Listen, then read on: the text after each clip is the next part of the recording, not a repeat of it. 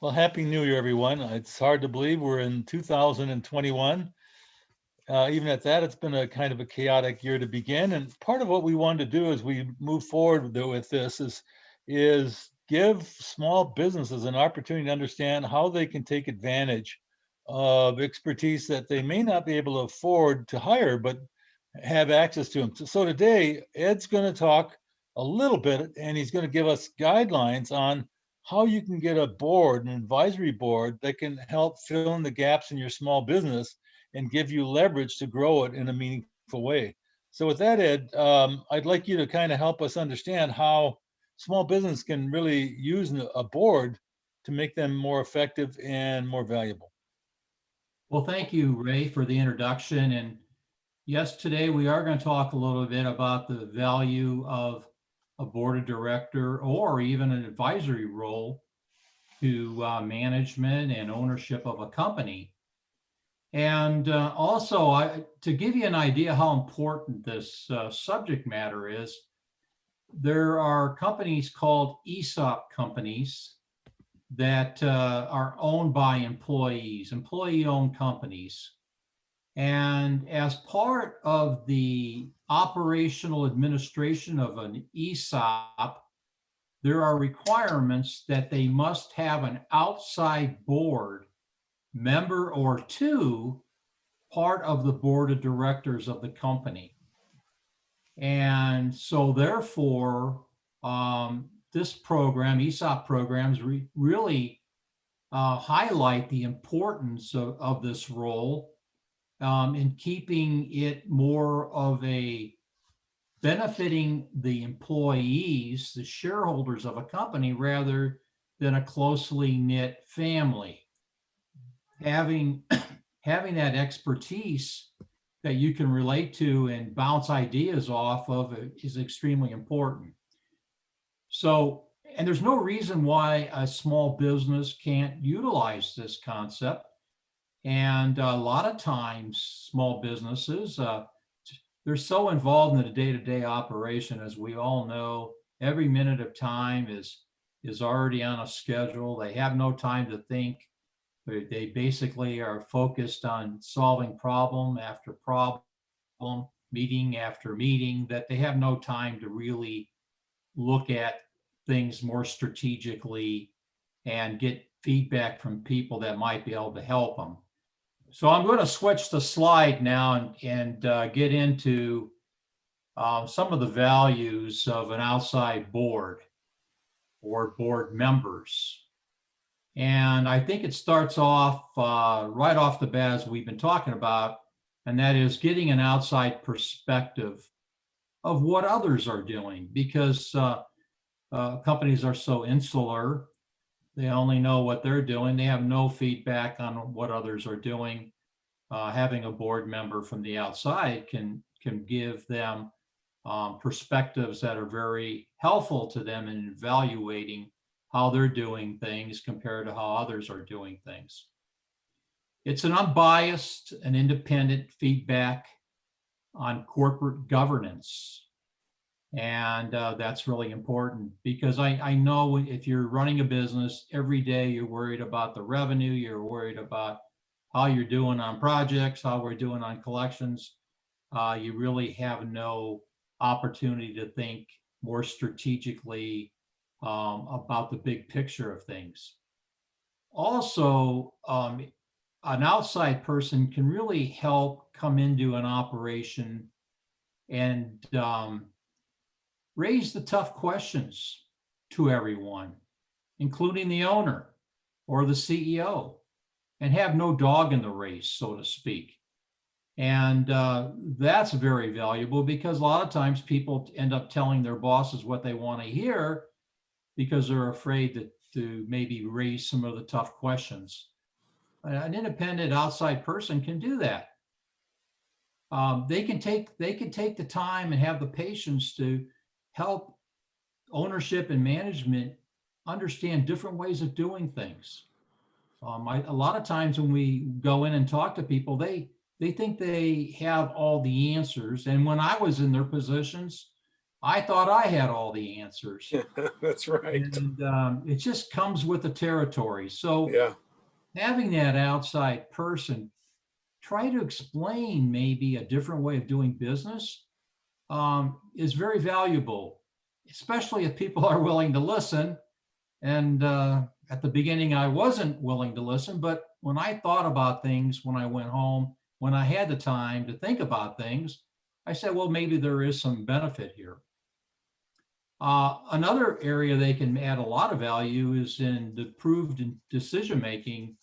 I know I've seen situations where the CEO comes in, I want to buy this piece of equipment. No analysis has been done.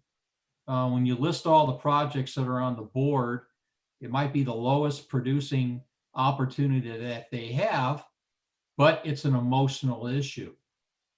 Having somebody from the outside, again, without a vested interest in the operation, can make it a lot less emotional and more about facts. And then obviously prioritizing opportunities based upon ROI, return on investment, is extremely important rather than what you really feel good about or what you really believe to be the case. That's probably not a good use of your capital. So this person can help you from making a mistake. And they can bridge the gap between departments. I think we all know politics gets in the way. Sometimes certain departments don't talk. They're competing against one another. And in the meantime, the company is not taking full advantage of their opportunities. Another thing is avoid conflicts of interest.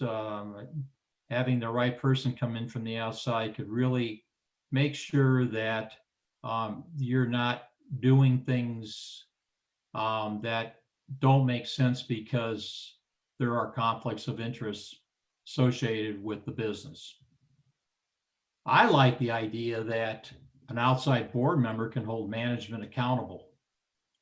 They come in once a quarter, look at the numbers, they look at the objectives that were supposed to be accomplished, and they can actually hold people accountable. And Ray and I have done this in a pretty good size operation where the top people allowed us to do so.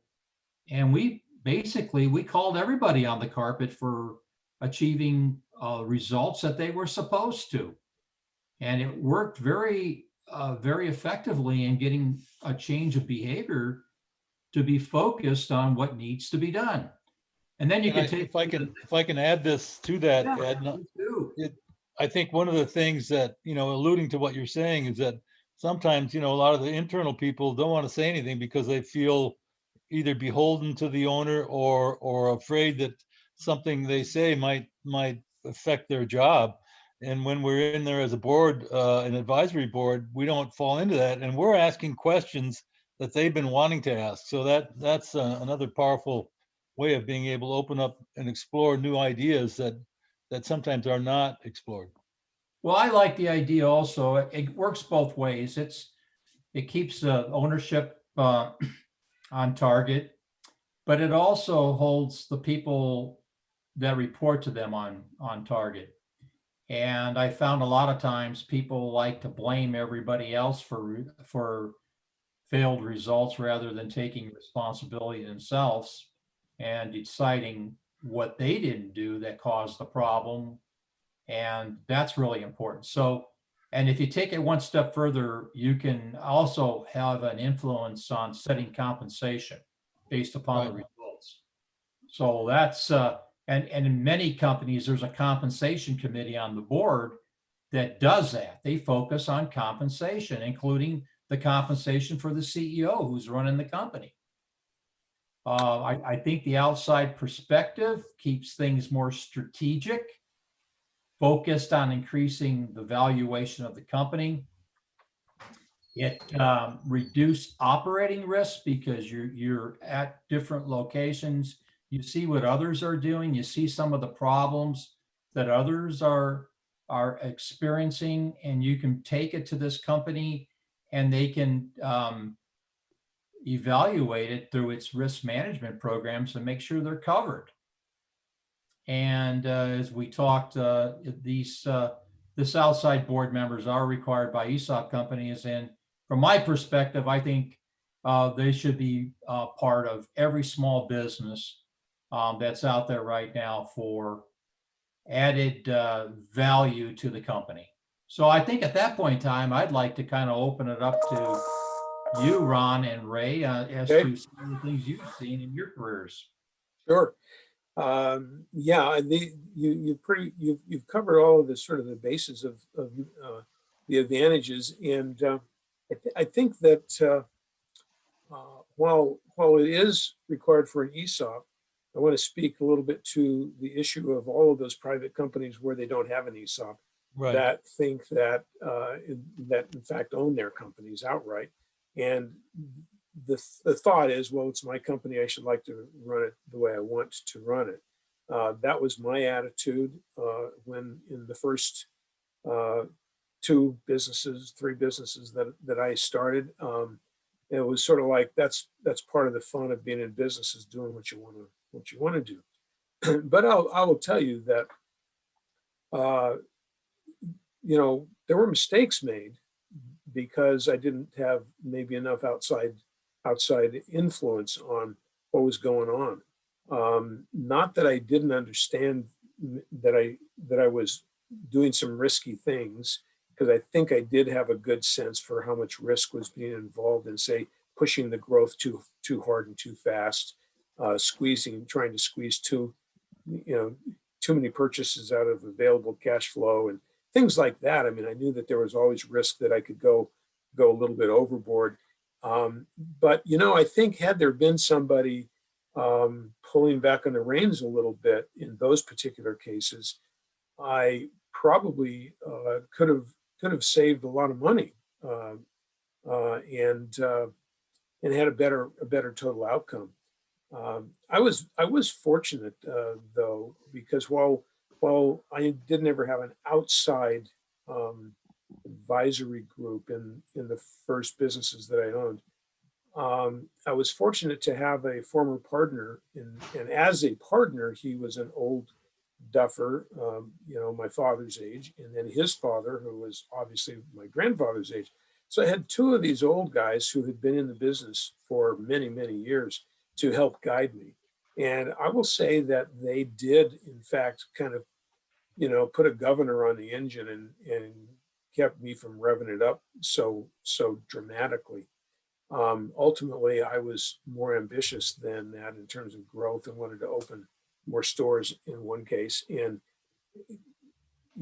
turned out, first three stores I opened turned out really just fine. We were growing so fast that I ended up realizing that I was out of money. And this is where some outside help could have helped, really been nice. I would have liked to have your input, Ed, on some of these matters in those days. Yeah. And so I went to the bank, and they said, "Oh, an SBA loan would just be perfect for you. And you're growing, and we love that. We see your inventory is growing very nicely. And, if you want this for inventory, that's great. That's what we want to do." And of course, I needed it to pay my bills, inventory bills. And then they said, "But, we think it'd be so much better if you bought your partners out, and we'll give you the money in the loan in order to buy them out." And so, being flattered, I guess, that I was going to get a big SBA loan, and the banker thought I was such a young, bright guy that, oh yeah, I should buy him out.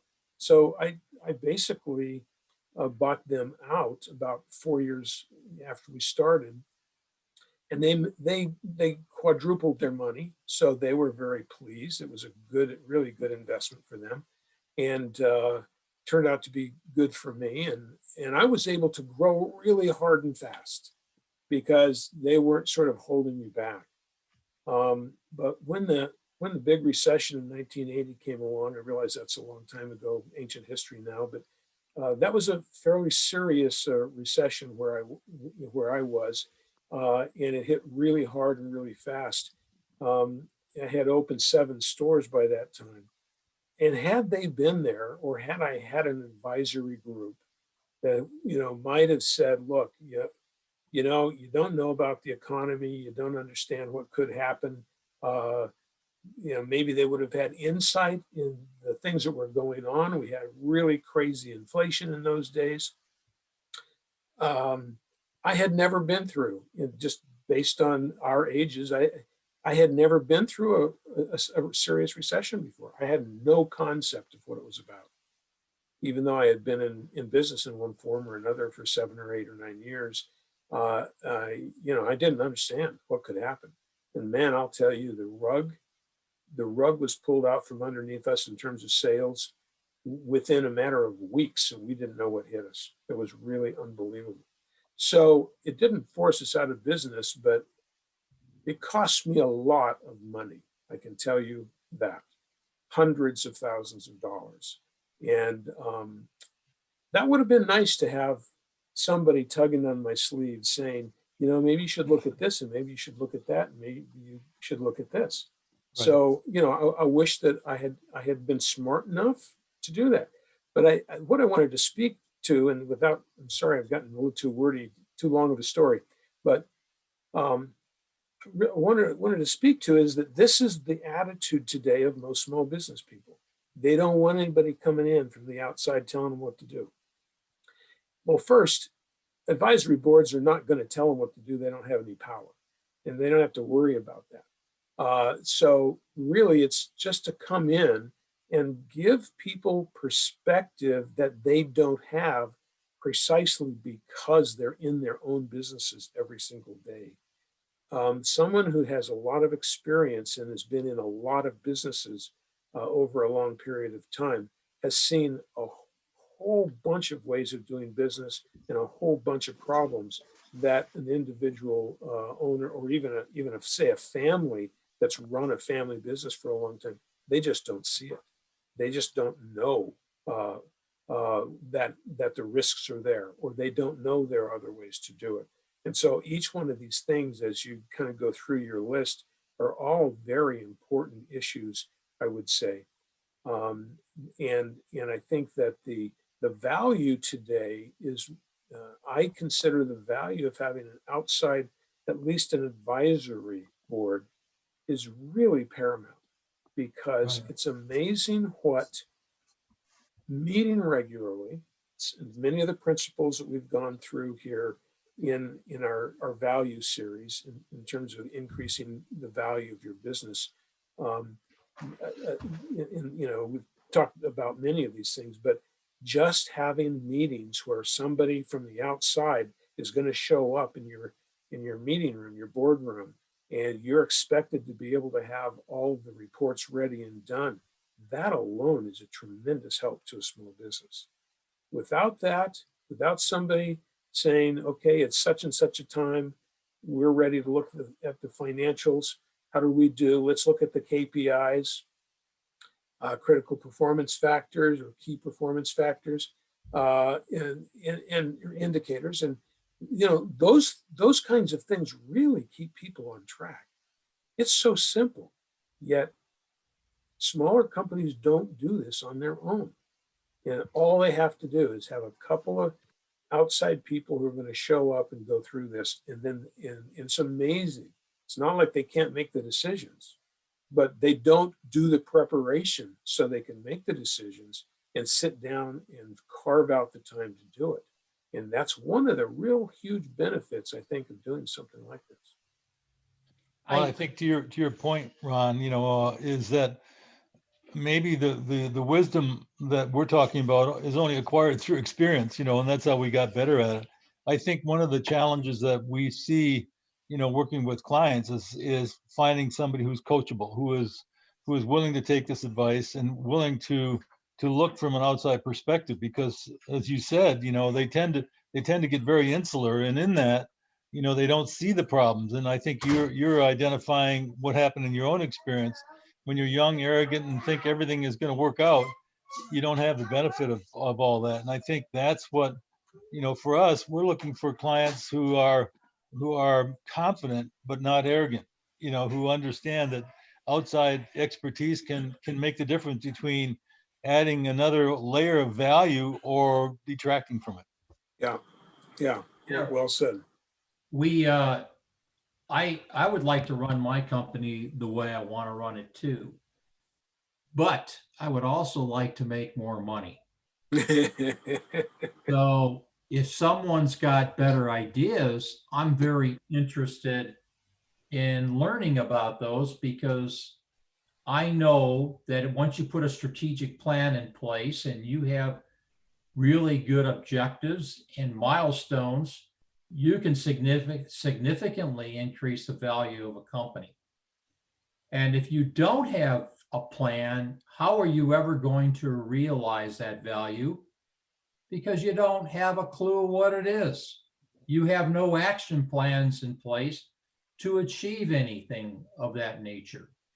So I think you have to be open-minded, and you're looking at a person who's very, very tough-minded and not always open to new ideas, especially when I'm fighting a battle day to day.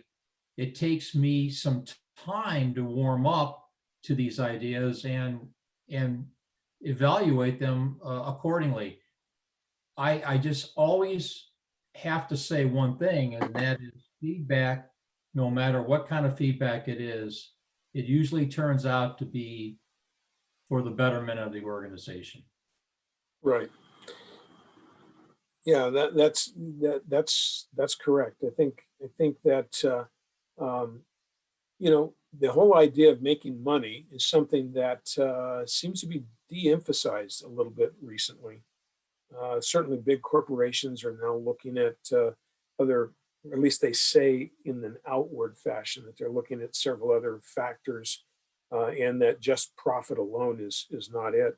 And while I don't argue with the idea that profit alone is not the only objective of business, I think that sometimes in my experience of really working with hundreds of small business people over 30 years as a consultant, a full-time consultant, um, there are a lot of people who say they want to make more money, but they're not really willing to do the things that they should do in order to make more money. Right.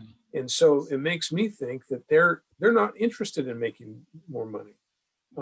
Yes, they'd like to take home a little bit more to their families, but in terms of having a profit generating business that is growing to protect its future profits, is growing and required to grow in order to protect its market niche positions.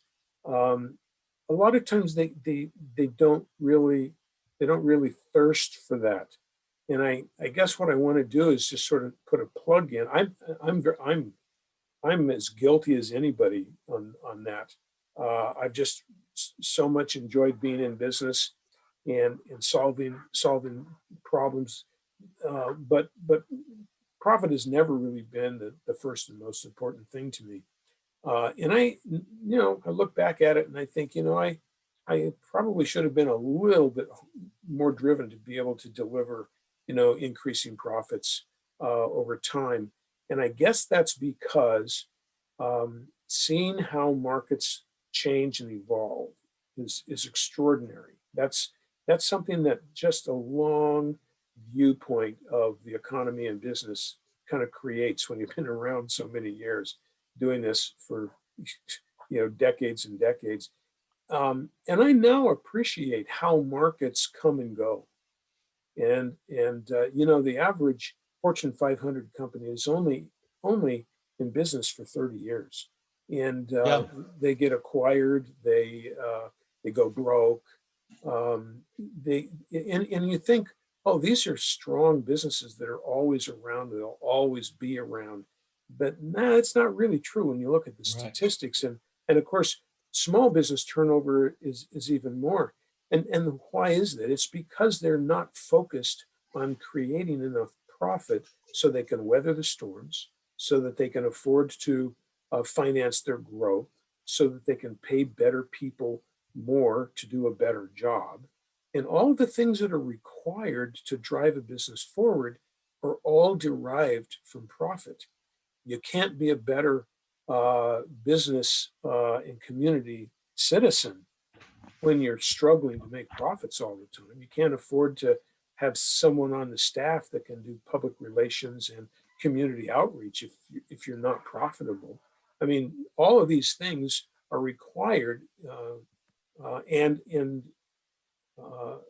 it is required to have profits to fund them. And so I would say to small business people, yeah, you don't want to necessarily go over the top and cut expenses and hurt people in salaries and be a miser in that way. I'm not suggesting that, but you do have to make profit in order to make all your employees' situations better. And profit is more important than a lot of small business people think it is. Well said. Well, it kind of gets into the next phase of this conversation, and that is, what are the valuable qualifications that you'd be looking for in adding a board member? And I would say right off the bat, anybody who's got significant experience sitting in a seat, whether it's a CEO, CFO, IT director, whatever, that experience is worth a lot. You can't get that experience reading a book. You have to be in the seat dealing with the problems in a dynamic environment, day in and day out, and trying to keep your business afloat and moving forward. So you want somebody experienced sitting in the seat, and not so much a book person who has read about a lot of things, has done nothing. I think it's extremely important to have top line covered. Top line is so important to the future of a company, and making sure that you're taking care of your customers and you have differentiated yourself from your competitors, and all that top line marketing and tracking sales. That's all really important to running a company successfully. So anybody with that type of experience would be really qualified to add a lot of value to your company. And I'm surprised there isn't more focus on that, because it really drives everything. We've talked about the value of a good CFO. Obviously, that's important because you have to be proficient on GAAP, generally accepted accounting principles, to make sure you're accounting for things properly. And also, you need an expert on internal controls to make sure that what you expect to have happen is in fact happening, and you have controls in place to make sure that's the case. Board experience, working with other companies, whether it's an audit committee, governance committee, or compensation committee, all very valuable and bringing value to your company. Industry experience, it's something really important. In my opinion, it's not necessary, but it's really powerful if you have it. And because obviously every industry has differences in the way they handle things, and sometimes management uses that as a crutch. Well, you don't understand our industry. Well, there's a lot of things that can be done in companies that could be different in a different industry that could add value to your industry. So having that cross-pollination from other industries, I think, is a big benefit. But also understanding the industry is also really important. So I understand that too. The other thing is valuation experience, how you value a company. Very few people really understand that. And that has a big impact on everything you do, especially if you ever want to sell your company. But for getting bank loans and everything else, understanding the valuation process and methodologies can be very beneficial. An outside person can really help you in that area. M&A experience. Obviously, I think a lot of companies are so myopic, just looking at their operation. They miss these opportunities that are happening all around them, that they could become even more significant and producing greater results. And these credentials are important not only to management and ownership, but also to service providers, law firms, accounting firms. If you're an ESOP, your ESOP trustee, you want to make sure that top management has the qualifications necessary for moving the company forward. And last but not least, I really believe no matter who you bring in as a board member or board advisor, they have to have a collaborative style of management where they can work with people. Because I think the better you can understand and explain things to people, the more buy-in that you will get and the more progress that'll be made by the management of that company. Again, I bring it over to you guys for further comments on this part of the program. Yeah, I was going to add, I think one of the things that we've kind of alluded to in this presentation and other ones earlier, the combination of the three of us or of similar board structured from the perspective of top line, team building and finance, it's not only what we bring, but as I was looking at this list that you presented here, we have access to those kind of resources. And that's what a lot of these smaller companies are missing. They don't even know where to look for help in these areas. And as we come in and we see the need of the company, we can actually refer in people who have specific expertise in those things that they're either marginal in or completely devoid of. Yeah, right. Experience, of course, is probably the number one thing, and the right kind of experience helps. But the having a couple of different opinions is also valuable. Um, and I think that sort of rounds it out. If you had, say, two or three people in a business that maybe it's owned by one person, but they have a valuable bookkeeper or a CFO, and maybe another high level manager, and then to have maybe another couple of people would round that out. And by a couple of people, I'm talking about some folks who've really been in business for pretty long time, perhaps have retired at what they've done before, or have had consulting experience, but have had an opportunity to work in several other businesses in some fashion or another. A lot of accountants have had broad experience with several different kinds of companies, and that's always interesting to get their perspective. So I think those are all key ideas and key things you would look for. I thought I would mention just a couple of things. I think that trend-wise, this is becoming a trend. And I sit currently on two boards and have been on three or four others as an advisor, and not as a paid consultant. But I think it's important to consider small business leaders need to realize that they need to pay these people. Trying to put together a volunteer advisory board is probably not going to be as valuable as paying somebody to take the time and effort to do it. It's kind of a big deal to stay consistent, and it takes anybody a while. An experienced person will be able to pick up on your company in months, whereas a non-experienced one might take years to understand what's going on. You want people who understand financials very well, who've had experience in marketing, top line sales of some sort, and customer service, and or if it's manufacturing, that's a specialized kind of experience that is necessary.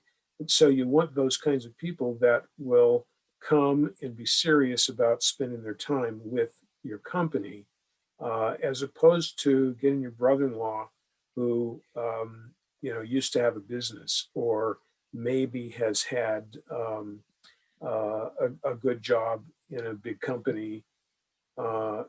Sometimes that doesn't work.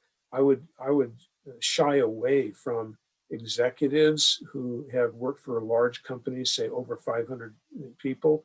Uh, it's pretty rare, unless they were the top three people. It's pretty rare that those folks have the breadth of experience that you want on a small board. If you've got a board of 8 or 12 people, then it might be fine to have 1 or 2 of those people on your board, because they just have specialized deep experience in a very narrow area, like HR, for instance. And they probably haven't been in the decision-making process at the executive, and it truly is the executive level. Small businesses may not make big money decisions, but they make the same decisions big companies make. Yeah. They're strategic in nature.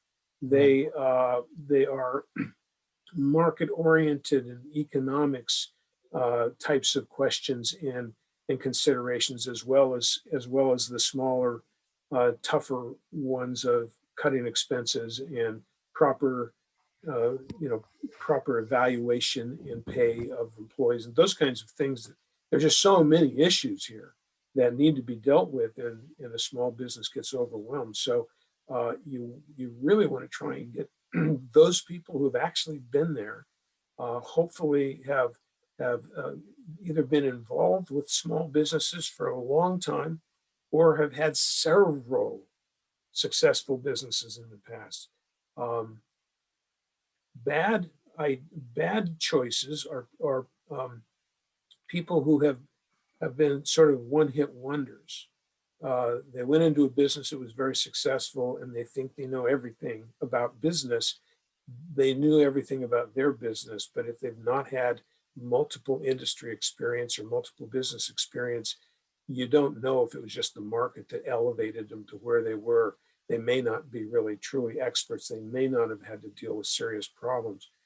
So you want somebody who's had several companies under their belt and several positions under their belt, for that broad understanding of the kinds of things that are going to go on. So in a way, these are strategic thinkers. These are people that understand and know the details. They're not going to do the details for you, but they know what details need to be done.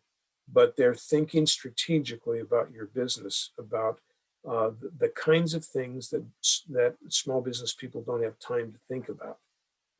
Not making payroll. They're thinking about 2 years from now, risk management, bigger things, so that you can broaden your scope, your scope of business and experience through the people who you hire. So I think the way that you pick them is now. I said earlier that trends seem to be going this way. I've not only been recruited to be part of an organization that professionally fills board seats that are actual boards, not advisory boards, but boards. And that's kind of interesting. It's interesting how hard it is to find the right people. And then I recently ran into an application which I filled out because I wanted to know and understand what they're doing on LinkedIn. LinkedIn is now working on trying to put people together with the right qualifications on advisory boards. I don't know if these are paid positions, or how, I don't understand it yet. I hope to learn more about that with an upcoming appointment that I have. But my general sense is that more people are thinking about this than have maybe in the past. And so I think that this is an increasing trend, and I certainly hope so, because these are all benefits that can be provided to businesses for not very much money. We're talking about, I don't know, a couple $1,000s a quarter, maybe something like that, times however many people that you want you want to have on your board. This is not where you have to pay $50,000 to every board member like big companies do for 12 meetings or something like that. It's not that expensive. So that's just a couple of comments about how would you go about that and how would you think that through. But there are ways to invite people to come on and get involved in your business that I think would be very beneficial to a lot of small companies. So I'm just encouraging small companies to rethink where they're at and consider having a couple, three folks that might come and sit in on your say quarterly or monthly board meetings in order to be able to give you this kind of steady guidance, kind of help put their hand on the rudder and help you steer while you're out trimming the sails. It's hard. It's hard to sail and optimize the wind and do all the things you have to do in business today without a little bit of help from a team. Well, I think one of the things that you kind of alluded to here, Ron, is that, we forget that things have changed a lot in the way we distribute and deliver this. There is no reason, as an example, that we, as the three of us, couldn't participate in a Zoom meeting with an executive staff and actually provide that kind of advice without ever having to leave the comforts of our home, but still be able to provide these same sorts of services. And I think what's happening as I see us moving forward is that this has opened up a door for small businesses to be able to get access to people that up until a year ago or 2 years ago or 3 years ago, the technology wouldn't have permitted this to happen. And so to me, this is even for people like ourselves, this is an opportunity for us to help businesses grow in a way that we couldn't do it before. So that's another thing about getting this board is we don't have to physically be there. We can get access to the information and still provide, helpful guidance to make them more effective. Well, and it does. You're absolutely right, and it does something for the small business too. When you look at the qualifications, the kinds of people you'd like to have. If you're in a small town in the middle of Kansas, you may not find all the people you need. Yep, exactly. In Kansas, and so to have people fly in costs more money than it would cost to pay the person to be in the meeting. Right. So. And that a lot of medium-sized or larger small businesses do that kind of thing. They bring people in for quarterly meetings, Sure. and they spend the money to do that because they think that it's valuable to do that. But you're right. Now it's really possible to really be efficient at these things, right, and get the right qualified people from wherever it might be to be on your board.